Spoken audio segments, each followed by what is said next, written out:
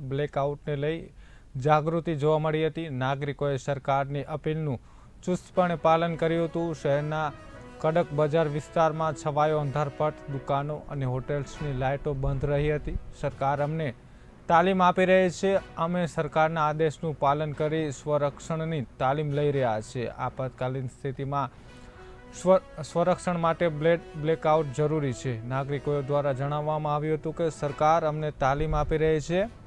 અમે સરકારના આદેશનું પાલન કરી સ્વરક્ષણની તાલીમ લઈ રહ્યા છીએ, ત્યારે આપાતકાલીન સ્થિતિમાં સ્વરક્ષણ માટે બ્લેકઆઉટ જરૂરી છે।